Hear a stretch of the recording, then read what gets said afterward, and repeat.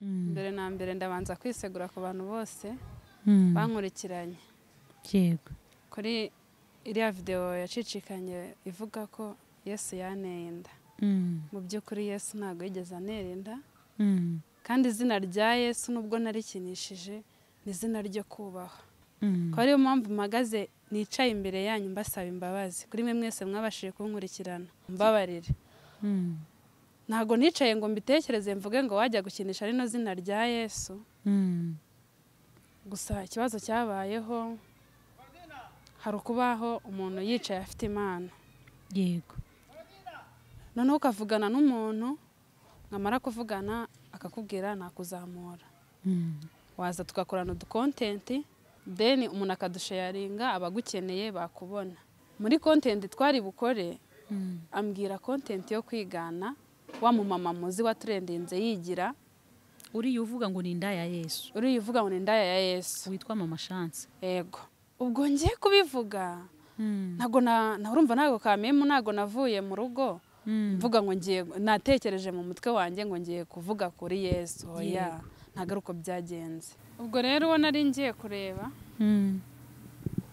byarangiye mugezeho arambwira ikintu nshaka ko dukoraho. Ndamubaza noneho rero ni igiki.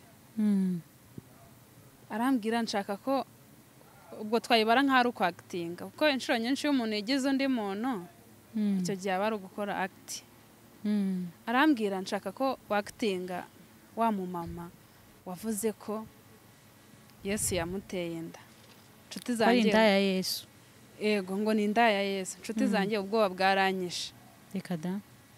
Ndibaza gukinisha izina rya Yesu biragoye.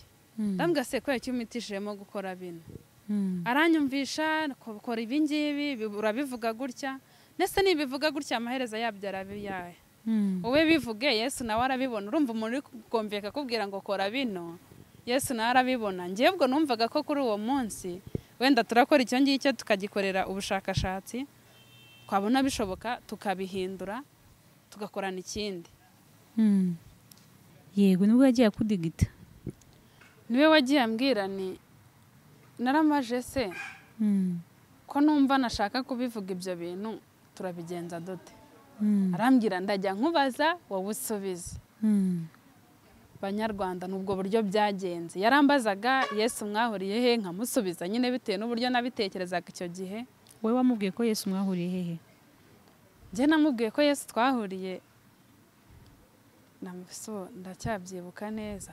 Gusa nzi ko namubwiye ngo Yesu tubana mu ijuru. Nyuma yo kubana mu ijuru ko ukagaruka mu isi, nzabyarira igihe kibeho nkagaruka mu isi. Numva muri make ibintu byose navugaga narabishakishaga. Yego. Ntago byari ibintu byo kuvuga ngo bindimo nabipanze ku buryo navuga ngo nkore iyi nkuru. Ubwo nubwo buryo twakozemo iyo nkuru yo kwiyitirira Yesu. Nukuri Yesu ni izina ritari ryo gukinishwa, ndetse no kurikinisha nk'umuntu usenga. Turabizi ko nta wundi muntu ku isi yangana nkawe. Yego. Ubwo rero kumwiyitirira nkavuga ngo twarahuye, noneho ikindi anera inda, kuri iyi nshuro nanjye ndabyicuza. Ndetse nyinisha n'izina rya Yesu, mvuga ko tubana ku isi kandi atari ko bimeze, mvuga ko tubana mu ijuru kandi atari ko bimeze. Ndasaba imbabazi buri wese wabashije kubona kino kiganiro, n'umuryango wanjye, inshuti zanjye impande n'impande, bose ndababwira ko bambabarira kuko ntago ari njye watumye mbikora. Ndumva mfite agahinda ko kumva byonyine ntakinisha izina rya Yesu, kandi ari izina ryo kubaho. Urumva ko ni ikibazo. Kandi bivugwa yuko Yesu atigeze akora icyaha. Yesu ntago yigeze akora icyaha kuva yaba ku isi, kuko yatubereye yabayeho kugira ngo aducungure, ahubwo twebwe abantu kugira ngo tutazarimbuka. Nibwo buryo yaje kugira ngo acungure abanyabyaha, waratwitangira arabambwa. Umva ko kamemu noneho kwiyitirira ngo yakoze icyaha ni ikibazo. ngo mwararyamanye. Komera. N'ubu nicaye hano ndicuza. Hakuze kugira ngo abantu batere komenti. bavuga ngo uri igini uri dayimoni noneho ikindi ugeretseho kuba usenga ngenda senga ntabwo ari kuvuga ngo ni ibintu nshakisha ndi umukristo agaciro ka Yesu ndakazi ariko nakoze icyaha cyo kukakiniraho. Ese nkawe nk'umukristo utubwiye ko usengera mu idini rya Gatolika, iyo ubonye nk'umuntu ushobora kuza kwiyitirira izina ngo Yesu yanteye inda, ngo ndi inda ya Yesu, wowe ubifata ute? nkawe wowe nanjye ku giti cyanjye nirengagije ko nanjye nabivuze. Mbese ndasaba abakristo bose reka mbivuge mfukamye nibwo barabasha kubyumva neza. n'Imana yo mu ijuru ibyumve ko mfukamye imbere yayo. Akariza TV show ni mu kiganiro byagenze gute. Yes, ndagusuje kandi nguhaye ikaze gukurikira Akariza TV show. Ndizera ko mumeze neza mu bice byose muherereyemo, turabakunda kandi tubifuriza ibyiza byose bituruka ku Mana. Ni mu kiganiro rero byagenze gute n'ubundi nk'ibisanzwe. Turi kumwe n'umukobwa mwiza cyane ahangaha. Uyu mukobwa cyangwa se uyu mudamu amaze iminsi abica bigacika ku mbuga nkoranyambaga. Uyu ni wa mudamu uvuga yuko yabyaranye na Yesu Kristo. Yesu Kristo yamuteye inda. Ni Yesu wamuteye inda cyangwa ni Yesu ngo wamuteye inda?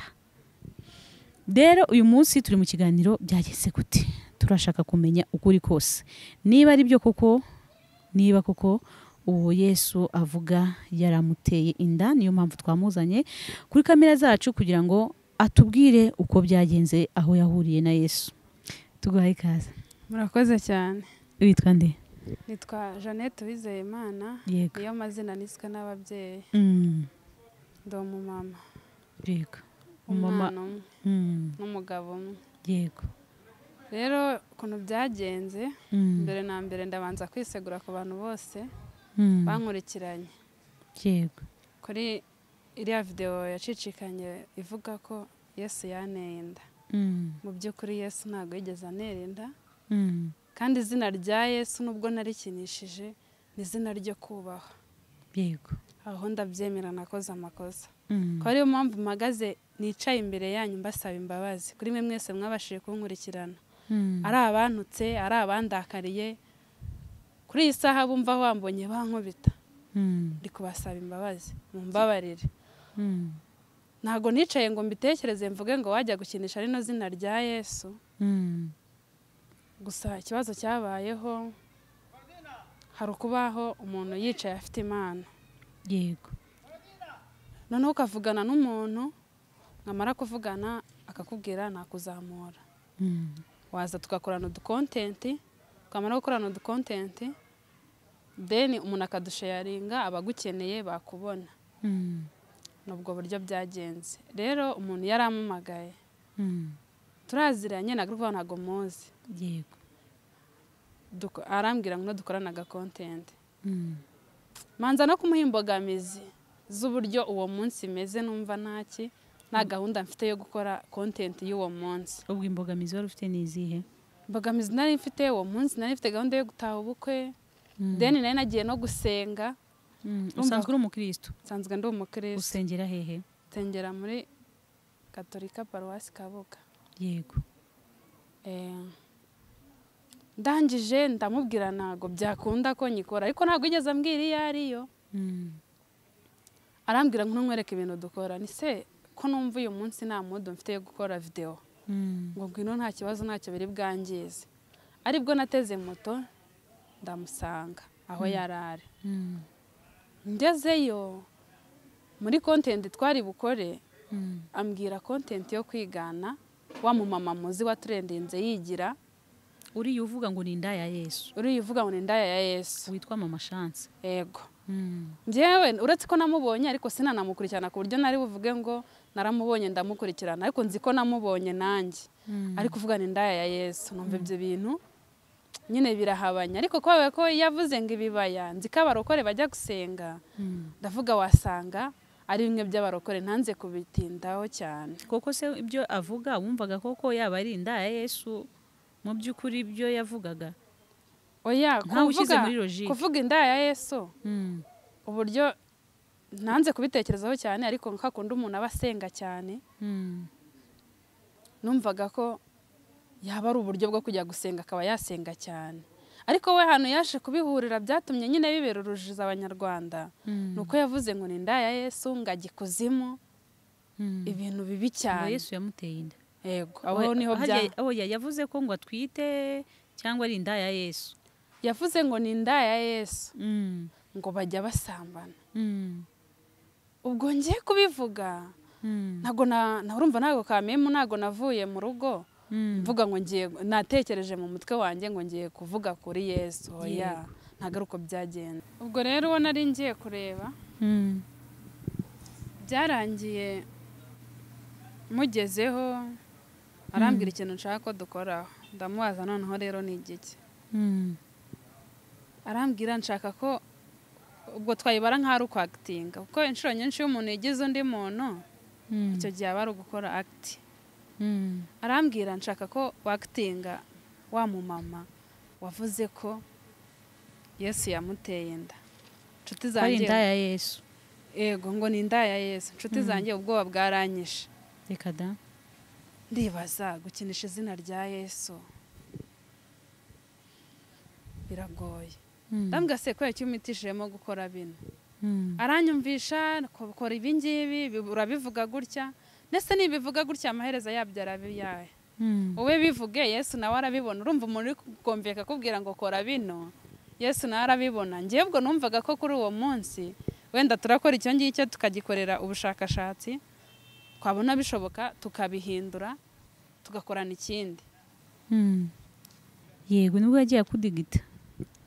Niwe wagiye ambwira ni naramaje se ko numva nashaka kubivuga ibyo bintu turabigenza dote. Arambwira ndajya nkubaza wowe usubize. Banyarwanda nubwo buryo byagenze. Yarambazaga Yesu mwahuriye he, nkamusubiza nyine bitewe n'uburyo nabitekerezaga icyo gihe. Wowe wamubwiye ko Yesu mwahuriye hehe? Njye namubwiye ko Yesu twahuriye ndacyabyibuka neza. Gusa nzi ko namubwiye ngo Yesu tubana mu ijuru. Nyuma yo kubana mu ijuru ko ukagaruka mu isi, byarira igihe kibeho nkagaruka mu isi. Urumva muri make ibintu byose navugaga narabishakishaga. Yego, ntago byari ibintu byo kuvuga ngo bindimo nabipanze ku buryo navuga ngo nkore iyi nkuru. Ubwo n'ubwo buryo twakozemo iyo nkuru yo kwiyitirira Yesu. Ni ukuri Yesu ni izina ritari ryo gukinishwa, ndetse no kurikinisha nk'umuntu usenga. Turabizi ko nta wundi muntu ku isi yangana nkawe.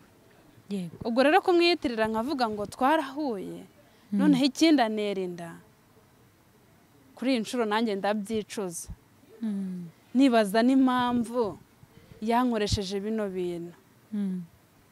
Nkatekereza ko icyo gihe rega narataye ndavuga ngo se kugira ngo nzagaragare ni ibi ngibi ngiye kujyamo. Ndavuga oya, ni ukuri Imana murabizi ko ntirubasha. Yego, niyo itubeshejeho, ntabwo ari iyo gukinishwa. Njye rero nakoze amakosa ndayikinisha, ndetse nyinisha n'izina rya Yesu. Mvuga ko tubana ku isi kandi atari ko bimeze. Mvuga ko tubana mu ijuru kandi atari ko bimeze. Ndasaba imbabazi buri wese wabashije kubona kino kiganiro, n'umuryango wanjye, inshuti zanjye impande n'impande, bose ndababwira ko bambabarira kuko ntabwo ari njye watumye mbikora. Yego. Ese wowe ukimara kugera mu rugo utekereje ku byo wavuze, wumvishije umeze gute? Nakubeshye, ntabwo ari kuvuga ngo ndi kwishushanya kuko wenda naje guhura nawe njyewe nyimara gukora ibyo bintu, kuko ntabwo ari iyo video yonyine twafashe. Urumva twafashwe n'utundi ko kuba wenda fone yo ko nabonaga ifoto ndamubwira namfotore aze kubima kuri telefone. Nakomeje mbimubwira, ariko n'umumotari waje kuntwara twatashye mubwira ntakubeshye nakoze ibintu byo kwigana wa mugore wiganye Yesu. Ubu tuvugana ndumva umutwe umereye nabi, agahinda ari kose kuko kamemu ntabwo ari ibintu nakoze nishimiye. Narabikomvetse uretse wenda ko nakoze amakosa yo kumvira uwo wabimbwiye nkabivuga. Ariko nageze no mu rugo ngewe kwa ko urumva mfite umutware. Ndambwira sheri ibintu nakoze nagahuma munwa. Uziko nakinishije izina rya Yesu. Nkavuga gutya mbimubwira mu magambo gusa wenda ntabwo nabimubwiye byose ariko narabimubwiye. Ndambwira kuri iyi nshuro ndumva mfite ubwoba. Ndumva mfite agahinda ko kumva byonyine ntakinisha izina rya Yesu. Kandi ari izina ryo kubaho. Urumva ko ni ikibazo. Kandi bivugwa yuko Yesu atigeze akora icyaha. Yesu ntabwo yigeze akora icyaha kuva yaba ku isi, kuko yatubereye yabayeho kugira ngo aducungure, ahubwo twebwe abantu kugira ngo tutazarimbuka. Nibwo buryo yaje kugira ngo acungure abanyabyaha, waratwitangira arabambwa. Umva ko kamemu noneho kwiyitirira ngo yakoze icyaha ni ikibazo. ngo mwararyamanye. Komera. Pole sana. Inshuti yanjye ntabwo wabasha kubyumva. Gusa birababaje. Yego. Utari kuvuga ngo nukora kiriya video yasohotse. Na nyuma y'uko isohoka n'ubu nicaye hano ndicuza. Hakuze kugira ngo abantu batere komenti. Bavuga ngo uri igini, uri dayimoni. Naho ubwawe uzisomye ugahera ruhande. Uretse byonyine kwimahoroniza ukiha amahoro. Birababaje. Noneho ikindi ugeretseho kuba usenga. Ngenda senga nagaruka kuvuga ngo ni ibintu nshakisha. Ndi umukristo.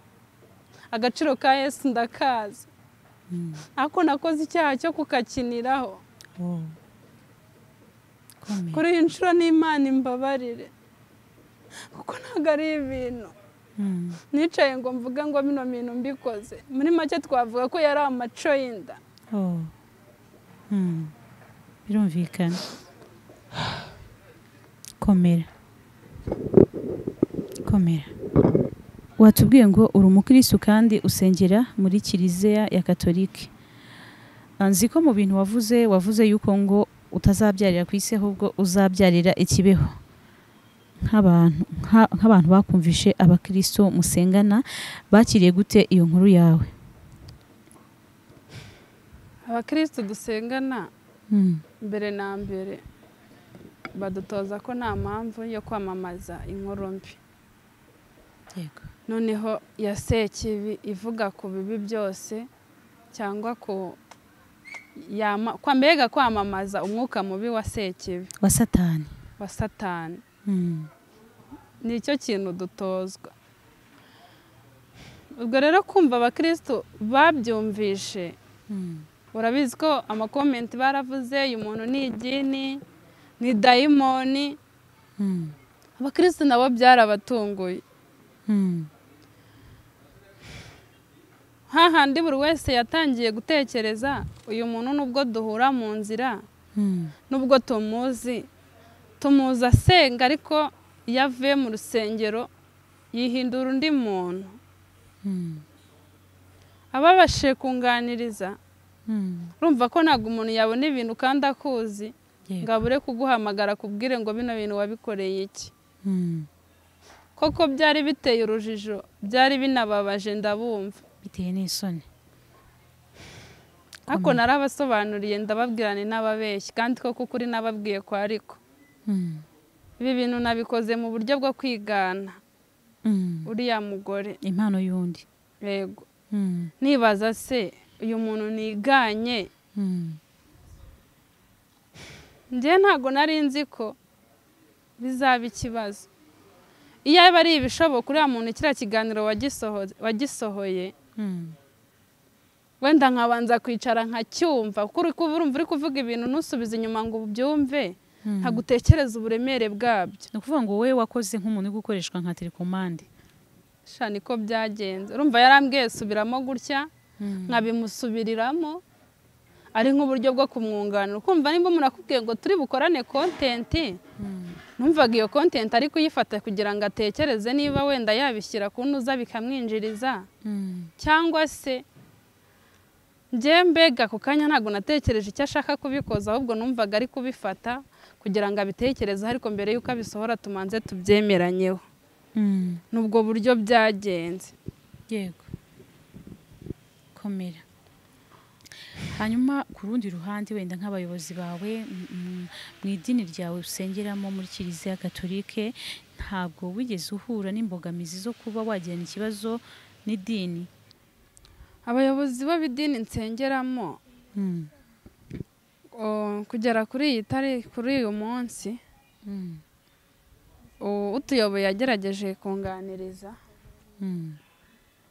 mubwira ikintu cyatumye mvuga kuri iriya nkuru abasha kunyumva kandi koko namubwiye ko nabikoze atari kuvuga ngo ni uburyo bwo gushaka gukinisha Yesu ngiye mbishaka. Warabitegetswe? Yego, mwemerera yuko ngiye gushaka uwabinkoresheje koko nk'uko tutabivuze ari ukuvuga ngo ni iby'ukuri ducisheho ikiganiro kivuga ko atari ukuri. Gusa ikibazo naje guhura nacyo uwo wabisohoye yanze ko tubivugaho, yanze ko mwongera guhura. Kuva icyo gihe kugera uyu munsi yanze ko duhura. Naranamuhamagaye kuri telefone ndamusaba ngo wanyemereye tugahura tukavuga kuri iki kiganiro cyarebwe bantanutse ariko ndemera kwirengera ko ngiyewe bwanjye nafashe umwanya nkakwemerera ko nkoresha ibyo ushaka. Nyemerera basi kubera ko byaciye kuri cano yawe twongera tubiganireho tubwire abanyarwanda ukuri ko ibi bintu bitabayeho n'impamvu yatumye tubikora. Yego, yaranyangiye na n'iyi saha ndamuhamagara, nagerageje kumuhamagara mu gitondo nabwo yanze kunyitaba. Icyo cyatumye nkushaka kugira ngo nange ukuri ko ibyabaye byose, kugira ngo abanyibeshyaho abakeka ko naba ndi umuzimu mbega babashe gusobanukirwa ngiye wa nyawe. Yego, wenda kubwira abantu ukuri mbabwira ngo impamvu yatumye mbikora gutya ntabwo babasha kukumva. Ako byibuze basi nanjye ndaba mbashije kuruhuka kuko niba byaraciye ku itangazamakuru n'ubu numvaga biciye ku itangazamakuru byaba byiza kurushaho. Nicyo cyatumye mbashaka. Bazakumva. Hanyuma ikiganiro inkuru watanze yuko Yesu yaguteye inda, ngira ngo iyo nkuru imaze iminsi 4 aho nayibonye. Ese nta bantu mwaba muhura nabo bakabasha kukumenya mu buzima bwa buri munsi wenda bo muhura bakubonye? Ntago ujya ugira imbogamizi zo kuba wahura n'abantu bakuzi bakubonye uvuga yuko Yesu yaguteye inda? Imbogamizi zo ubu tuvugana urumva hari uburyo nari nsanzwe nzwi n'abantu mu kazi umuntu akora, mu muhanda aho agenda, aho agerageza hose kugenda abasanzwe bakoze. Noneho kamemu bakakubona uri kuvuga ibyo bintu bose bagira ikikango bagatangira kuvuga uyu muntu n'umudayimoni, uyu muntu n'umuzimu. Urumva ko ni ikibazo. Ariko ngerageza kubabwira yuko nabikoze mbega biragoye nyine kubisobanurira umuntu. Bamwe mbura uburyo mbibasobanurira. Bavuze uti ni nka kwa kundi twabyita amaco y'inda. Yari amaco y'inda kuko ese yakubwiraga ko ibyo bintu bivuga biri bugufasha iki? Ibyo bintu ubundi kamemu uwo munsi nabwo ibintu icyatumye wenda panga guhura nawe uwo munsi ndetse na mbere yaho dukora utwo dukontenti. Ntabwo yambwiye ngo kino ninyishyira hanze kirakwamamariza kuko ntabwo wamenya ngo kirakwamamariza kandi kitari bugire wumva ari ukugira izina rya Yesu. Ahubwo ikintu hanini cyagira ngo kibeho kwari kugira ngo nkoreshe udukontenti deni kubera ko numva mfite impano yo gukina filime. nicyo wari ugambiriye? Ndabikunda cyane pe. Mbega kwigana ko kwagitinga nk'uwo muntu nagira ngo mbega n'undi wambona, ariko ntabwo numvaga ko yabicisha muri ubwo buryo. Nahuye nawe kugira ngo nkoreshe utundi dukontenti adushyire hanze, bamwe bazifite cyangwa n'abashaka kuzikoresha nibambona bazabashe kunshaka. Nubwo buryo nagiye kumureba. Yego, komera.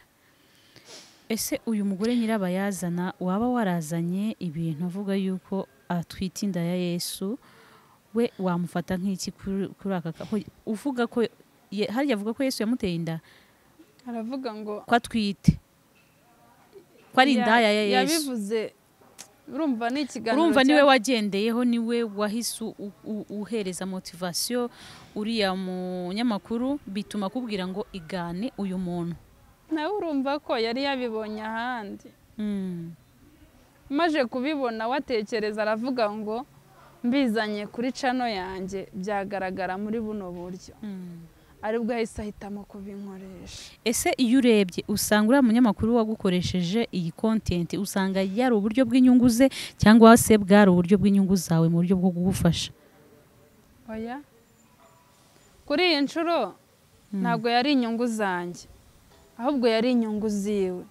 Kuko ntabwo umuntu yatekereza ibintu yaza gukoreshe wabipuraninga kubwire ngo ndagukoresha iki ngiki kuko afite ahantu yakibonye, ngo yumve ko ari inyungu zawe wowe uri kugikora. Ahubwo zari inyungu ze, kuko nta kuvuga ngo mu bintu bijyanye n'inyungu ari bugikureho turi bugabane. Oya, zari inyungu ze. Ahantu byari bube inyungu zanjye, kereka kuri ibyo bindi byose twagiye dukorana yaba ari byo ashyira hanze. Aho byari bube inyungu zanjye kuko twari twakoranye utuntu two kwagitinga, wigana abantu.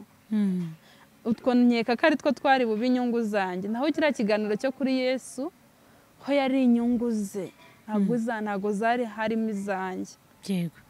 Ese nkawe nk'umukristo utubwiye ko usengera mu idini rya Gatolika, iyo ubonye nk'umuntu ushobora kuza kwiyitirira izina ngo Yesu yanteye inda, ngo ndi inda ya Yesu, wowe ubifata ute? Nkawe wowe. Nanjye ku giti cyanjye nirengagije ko nanjye nabivuze. Mbona ari ukubahuka izina rya Yesu, kandi mu buzima busanzwe ari ryo kubahwa. Abo umuntu usenga, abo udasenga, izina rya Yesu ni ryo kubaha. Ntabwo ari izina twakagombye gukinisha. Njyewe nari nzi ko ndi kubikina nkawe turi babiri, ntabwo numvaga birajya hanze ku buryo abantu bose isi yose ibibona. Wowe ntabwo yigeze akubwira yuko ari bubisohore? Oya. Yabisohoye utabizi? Yego. Yabishyize kuri channel utabizi? Yego.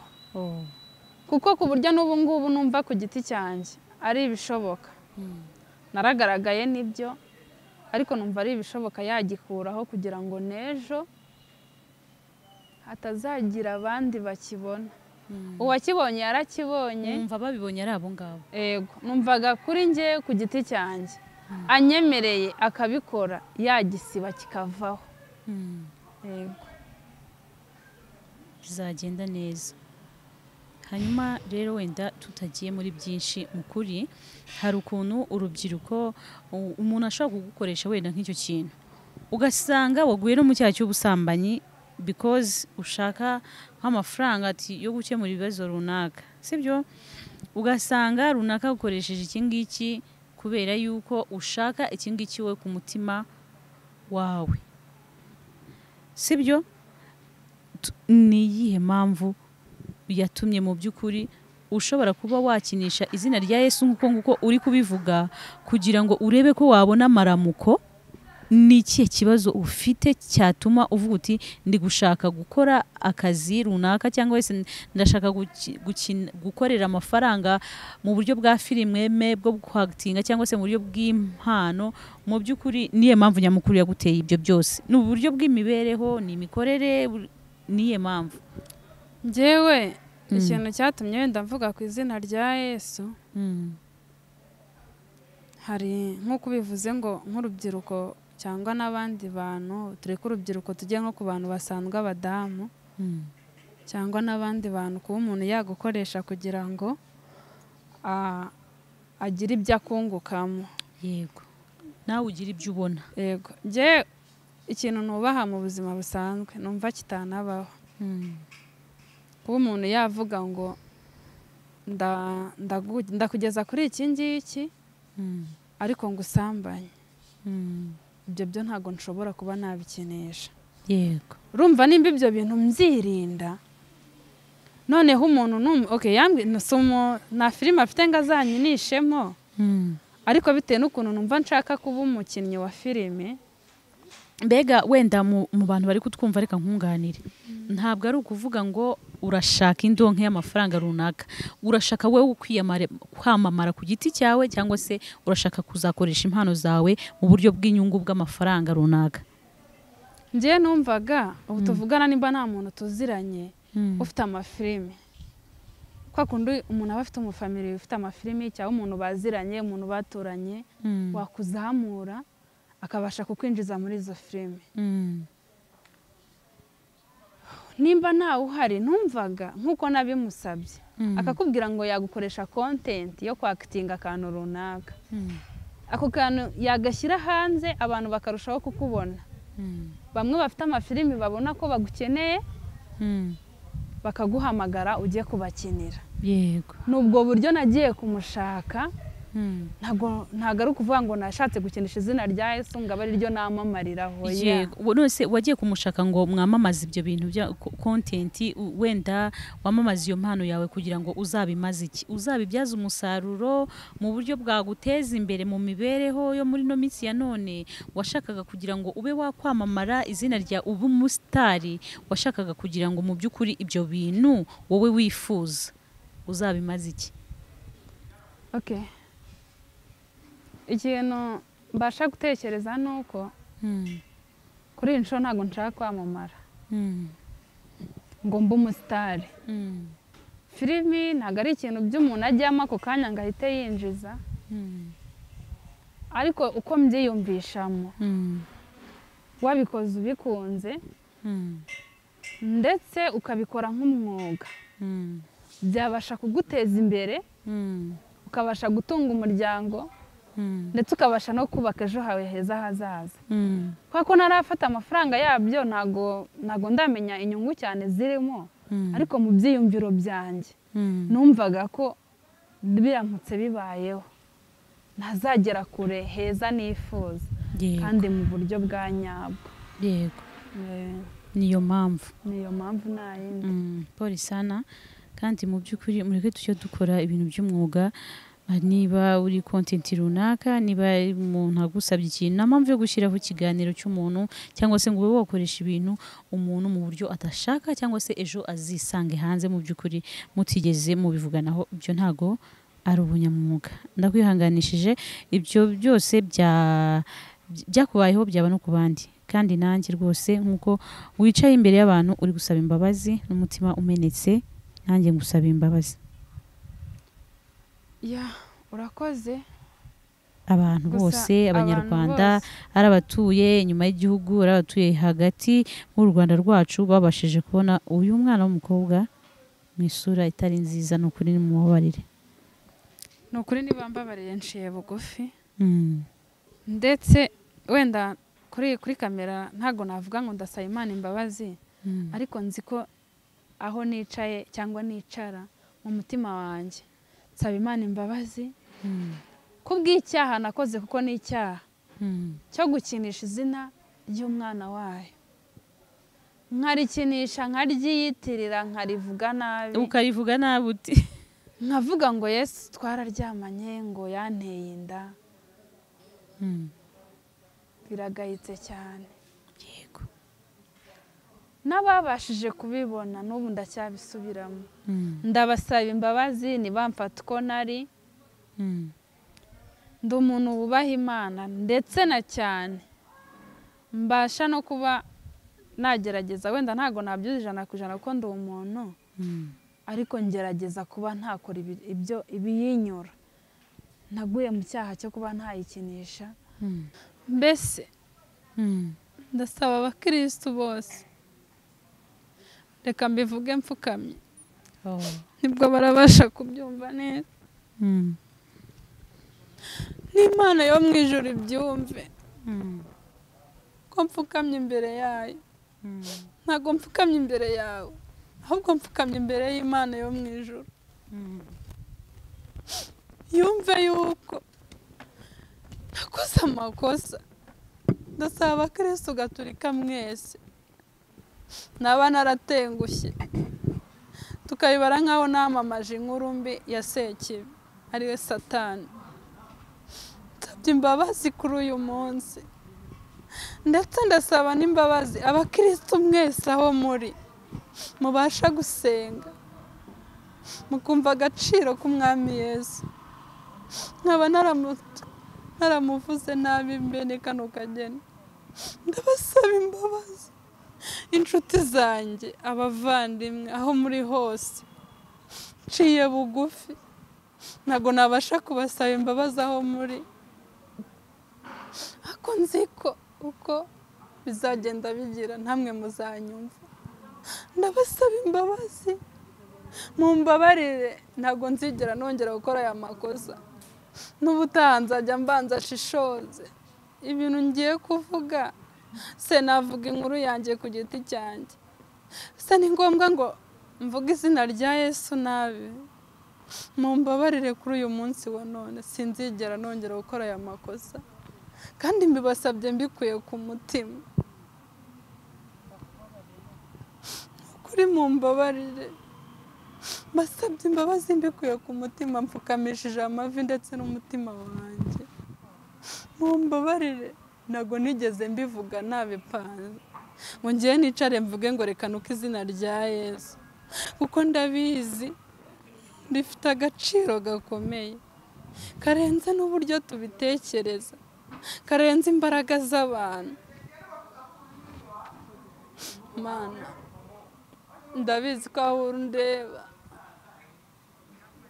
ndetse yuko ibyo nakoze wabibonye n'inshuro uzuza ibicyuho umwuka mubi nateje mu bantu wo kuntekereza uko nari kumfata nk'igini kumfata nk'umudayimoni ndetse na bamwe mu bari hafi yanjye bagatekereza Jeannette twari tuzi dutenguye muri buno buryo birababaje n'ukuri ariko wa Mana we nzi ko ushobora byose nzi ko wakundisha abantu umuntu bo bamwanze n'ibindi uzabikora nsabye nkwizeye Yesu nyiribambe ngwino ubashe kumba hafi uko kuri iyi nshuro nanjye ubwanjye ndumva nicira urubanza kubw'amakosa nakoze ndabyicuza. Jeanne humura Imana yumva abantu bayisaba ni ukuri haguruka. Jeannette nimureke tumubabarire ni ukuri kandi Imana yo mu ijuru imubabarire.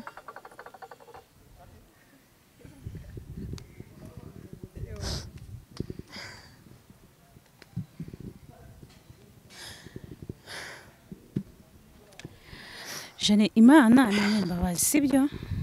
Ndabyumva. Kandi ni ukuri humura irakubabarira n'abantu bayo bakubabarira abantu Imana yaremye sibyo? Ni ukuri bambabarire. Bakubabarire sibyo? Kandi humura ntukomeze kugira umutima gucira urubanza. Nuvuga ngo iyo ubundi Imana ntabwo yanga umunyabyaha ahubwo Imana yanga icyaha. Ibintu wakoze kuri wowe urumva bifite uburemere bitewe n'ibyo uri kugenda uhura nabyo, komanteri z'abantu, abantu muri rusange muri societe bisanzwe, ibyo uri kugenda uhura nabyo ni wowe ubizi. Ariko mukuri Imana ikubabarire kandi nabo bakubabarire bitewe n'uburemere bumva ibyo bintu bifite. Harimo abantu bakinisha Yesu izina ry'Imana bakarirahira no mu binyoma. Oya. bikabaho kandi bakumva ko nta mutima ubacira urubanza. kuri iyi nshuro nibwo ndi kubasha kumva uburemere bwo gukinisha izina ry'Imana. Uhereye rero mfite ubu ngubu mu mutima wanjye niho haba hari kubyumva, numva ndemerewe cyane. Mbega ndagira inama n'abandi bantu bose babikinisha. Nzi ko none naza nkagukinisha nkakurahirira ibinyoma, ndetse namara no kukurahirira ibinyoma nkatambuka.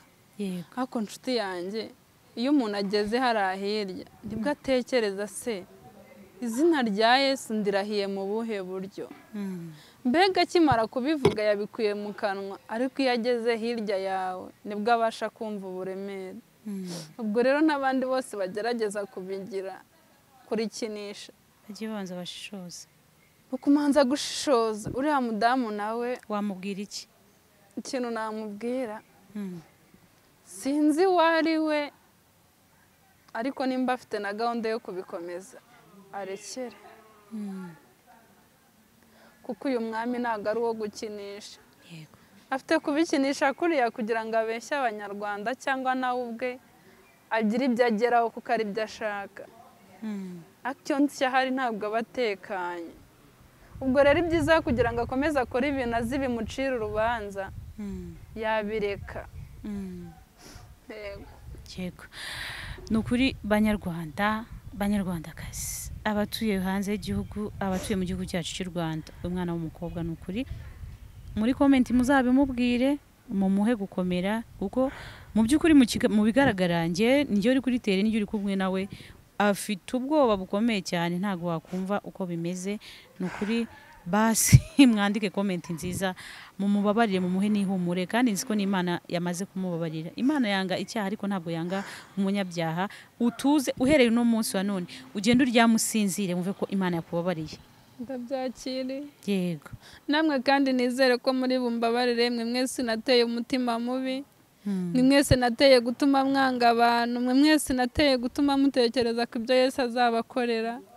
Nukuri nimushyira umutima hamwe, nibyo nakoze icyaha ariko ndemera kukihana, kugira ngo namwe mubashe kubaho mwishimye, mutavuga ngo isi igiye kurimbuka, hajeho ibi amayobera. Oya, Imana nukuri idufashe. Njyewe ndemera kwicuza ku bwanyu, namwe mwavuze nabi, Imana ibababarire. Yego, hanyuma rero njyewe ikindi kintu nakongeraho, murumva ko uyu mudamu aracyari umudamu mutoya, by the way, muri kubireba, ariko gusa njyewe ikindi kintu nakongeraho, murumva ibi bintu yabikoreshejwe no mu buryo bwo gushaka kuba yakwamamara, kuba yakina movie runaka, yababwiye yuko abikunda. Ndatekereza ko nk'umuntu wakenera kuba yamukoresha muri filime ye runaka, ariko wenda atari ibindi bintu, sinzi, wenda muzamubwira rwose. Abifuza umukinnyi, kandi murabona ko yavamo umukinnyi mwiza, ni umukobwa mwiza kandi afite n'impano nk'uko mwabibonye. Mwamushaka mukamuhamagara, hanyuma mukamukoresha, mukamukinisha, inzozi ze zikaba zaba impamo. Hanyuma wakwifuza kuba yaguhamagara kuri iyo nimero 0788 614 7 2 Yego, izo nizo nimero nkoresha. Yego, reka dusoze ikiganiro cyacu rero cy'uyu munsi. Abantu babanye natwe ikiganiro tukigitangira, namwe tugisozanyije. Amahoro y'Imana abane namwe. Nimero ze turaza kuzipininga hasi mu kiganiro. Wakwifuza ko yamuha akazi kajyanye n'ibyo ngibyo yifuza, inzozi ze zikaba impamo, turabashimiye cyane. Ndizeye ko rero bizagenda neza. Ibiganiro nk'ibi ngibi nakagaruka naho butaha. Ciao ciao, bye. Akariza TV show. Ni mu kiganiro byagenze gute?